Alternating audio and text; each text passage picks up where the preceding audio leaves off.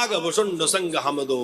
भोले बाबा कह रहे हैं कि काग भुसुंडी और हम दोनों बाल रूप में राम जी का दर्शन करने गए। अयोध्या में बड़ी भीड़ थी, चारों ओर जय जयकार हो रही है, उत्सव का आनंद चल रहा है। भोले बाबा ज्योतिषी बनकर के आए और चेला बना लिया भुसुंडी जी को। कथा आप लोगों ने सुनी है। अब भोले बाबा जैसे तैसे महल के द्वार तक पहुंचे और दरवाजे तक पहुंचे तो इतनी भीड़ थी कि धक्का लगते लगते लगते कब सरयू जी तक पहुंच गए पता ही नहीं चला। भीड़ में धक्का लगता है तो पता नहीं चलता कहां से कहां पहुंच गए, होता है कि नहीं। तो भोले बाबा धक्का लगते लगते कब सरयू पहुंच जाए पता ही नहीं चले। 3 बार प्रयास कर लिया, विफल हो गए।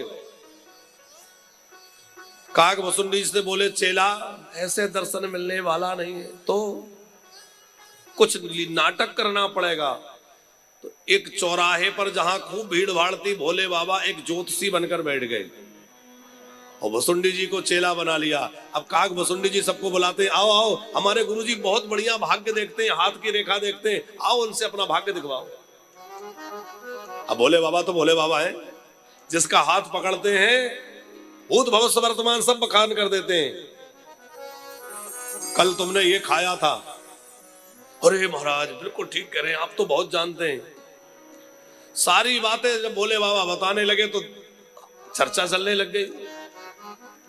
लेकिन एक और बात भरतलाल जी, कि सबके मन में राम दरस की लालसा लगी है, तो किसी को अपना भाग्य दिखाने की फुर्सत कहां थी, हाथ दिखाने की फुर्सत कहां है। सबको राम जी को देखने की ललक लगी है। तो इतना बढ़िया भाग्य कथन कर रहे हैं, फिर भी लोग आ नहीं रहे, लोग सीधा भाग रहे हैं राजमहल की ओर। इन्होंने कहा लोग तो ज्यादा प्रभावित हो नहीं रहे। तो एक दासी थी, उन्होंने जाकर कौशल्या मैया को समझाया, माँ एक बड़े प्रमाणिक बूढ़े बड़े ज्योतिषी आए हैं। मैया ने कहा ये तो अयोध्या है, आए दिन कोई ना कोई आता है। बोले नहीं नहीं मैया ऐसे वैसे ज्योतिषी नहीं है, बड़े प्रमाणिक ज्योतिषी हैं। मैया ने कहा चलो बुलाओ, हम अपने रामलला का चारों लाल जी का भाग्य दिखलाएंगे, हाथ दिखलाएंगे। भगवान शंकर को बुलाया गया, द्वार पर आए और जैसे ही प्रवेश करने लगे तो काग भुसुंडी जी को रोक दिया, आप अंदर नहीं जा सकते, केवल ये ज्योतिषी महाराज जाएंगे। भोले बाबा बोले हाँ हाँ आप यहीं ठहरो, मैं आता हूं। काग भुसुंडी जी ने पीछे से पल्लू पकड़ा, कपड़ा पकड़ा, बाबा साथ लाए थे दर्शन करने, अकेले अकेले जा रहे हो। तो भोले बाबा ने रुख बदला, नहीं नहीं भैया इसको तो ले चलना पड़ेगा, मेरा चेला है। असल में क्या है कि भाग्य तो यही कथन करेगा, रेखा तो यही देखेगा।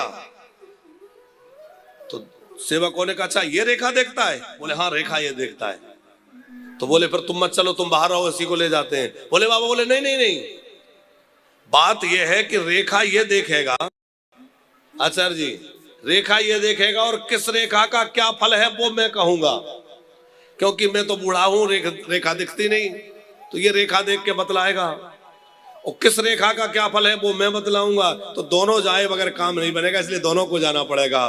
काज बने नहीं जुगल बिनु, करो न रो पे रोस, और रेखा देखत शिष्य है मैं वर्णत गुण दोष, इसलिए दोनों को ले चलो। चलो चलो चलो। अब भोले बाबा ने जाके राम जी का दर्शन किया और बड़ा आनंद हुआ, खूब भविष्य कथन किया। मैया एक बाबा जी आएंगे, तुम्हारे लाला को ले जाएंगे, पर डरना मत, दे देना। कौशल्या बोली मैं किसी बाबा जी को अपना बालक क्यों दूं, मैं तो नहीं दूंगी। भोले बाबा बोले तुम यदि अपना लाला दे दोगी तो उधर से बहुएं साथ में आएंगी, और जैसे ही बहुओं की बात सुनी तो मैया प्रसन्न हो गई, फिर तो बाबा जी आ जाए मैं आज ही दे दूंगी, क्योंकि माताओं को बहुओं की बड़ी जल्दी रहती है कब बहू आ जाए है? तो आनंद हुआ। भोले बाबा ने खूब दर्शन किया और कैलाश पर माता पार्वती को यह प्रसंग सुना रहे थे। पार्वती जी से कहा देखा मैंने कैसे युक्ति पूर्वक दर्शन किया।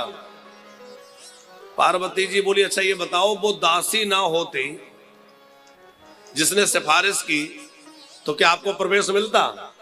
बोले हाँ फिर तो बहुत मुश्किल था। पार्वती जी बोली वो दासी कोई और नहीं थी, वो दासी यही दासी थी, मैं ही थी। जब मैंने देखा कि अयोध्या में बहुत समय से आप धक्के खा रहे हैं, तो फिर मुझे लगा कि मुझे कुछ करना चाहिए। तो आप भी दर्शन करने गए और मैं दासी बन के दर्शन करने गई, और मैंने दर्शन किया तो आपको भी दर्शन कराया। और हमारी जो पार्वती मैया है, ये बड़ी जल्दी भगवान से मिलवाती हैं। गोपियों ने किसकी आराधना करी? कात्यायनी मैया की। कात्यायनी महामाया महायोगनिधीश्वरी। तो कात्यायनी मैया ने गोपियों को गोविंद मिलाए कि नहीं? जानकी जी ने किसकी आराधना करी? पुष्प वाटिका का प्रसंग हम लोग कल सुनेंगे। तो जानकी जी ने गौरा पूजन की कि नहीं? और गौरा मैया ने क्या वरदान दिया था? मन जाहे राच हो मिले ही सो वर सहज सुंदर सावरो। जाओ, तुम्हारे मन में जो रुचा है वो मिल जाएगा। भगवान मिल गए।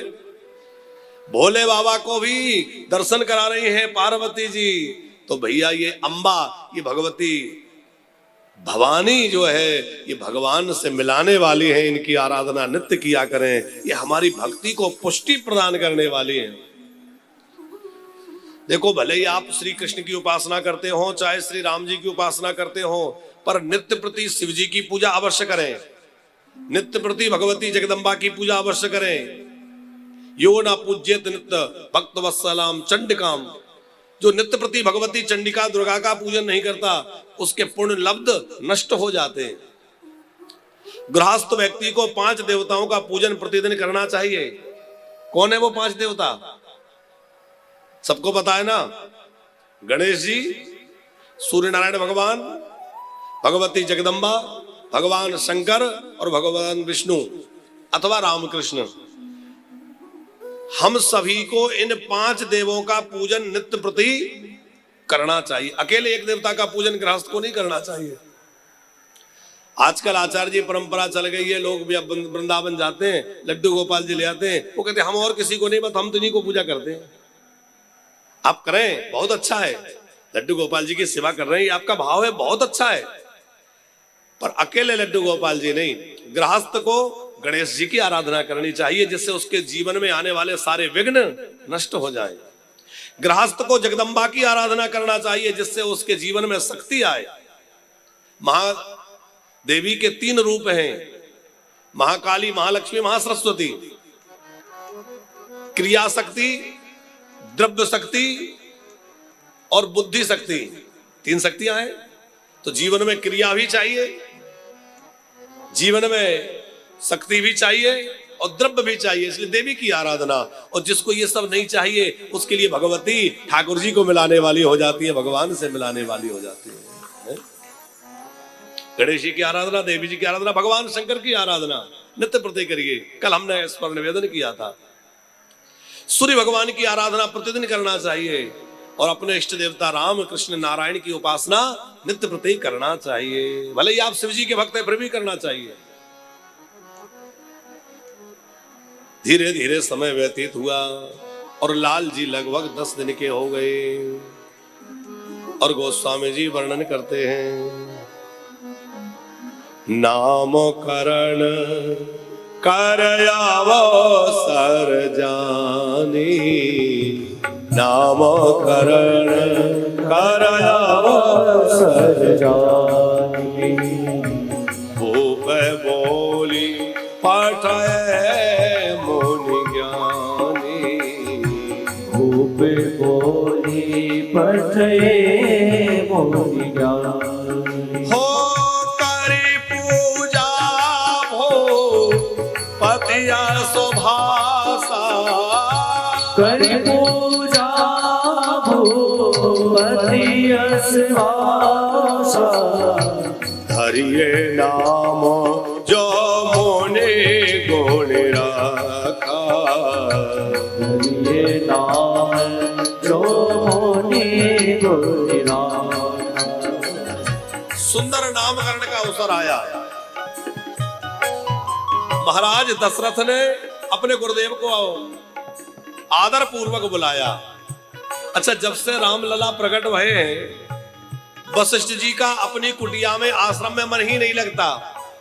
किसी ना किसी बहाने वशिष्ठ जी राजमहल में आ जाते। महाराज, मुझे एक बात याद आ गई, और महाराज मुझे थोड़ा ये कहना था, तो कोई ना कोई बहाना लेकर के वशिष्ठ जी बार बार राजमहल में आते, और दशरथ जी सब समझते कि बार बार क्यों आ रहे हैं, क्योंकि ये दर्शन के लोभ से बच नहीं पा रहे हैं। नेत्रों में राम लला के बाल लीला बाल रूप के दर्शन की लालसा। आहा, और नामकरण का अवसर आया, वशिष्ठ जी गदगद हो गए, आनंद में भरते हुए आए। महाराज आज बड़ा अच्छा दिन है, आज ही मंगलाचरण, आज ही नामकरण होना चाहिए। विधिवत देवताओं का अर्चन हुआ, कारी पूजा भूपति सुभाषा, करी पूजा भूपति सुभाषा, हरियो नामो जो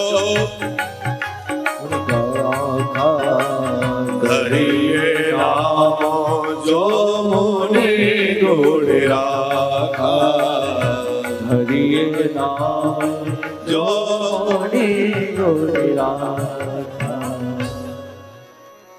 दशरथ जी ने कहा, गुरुदेव आपने जो भी विचार कर रखा हो वो मेरे बच्चों का नामकरण करिए। अब वशिष्ठ जी सोच रहे हैं मैं इनका नामकरण क्या करूं, अरे मैं तो इनका नामकरण करने आया, अपने ही नाम भूल गया है? बड़ा प्रेम पूर्वक नामकरण हुआ है। प्रसंग आप जानते हैं, पहले राम लला का नामकरण हुआ है, क्योंकि बड़े हैं।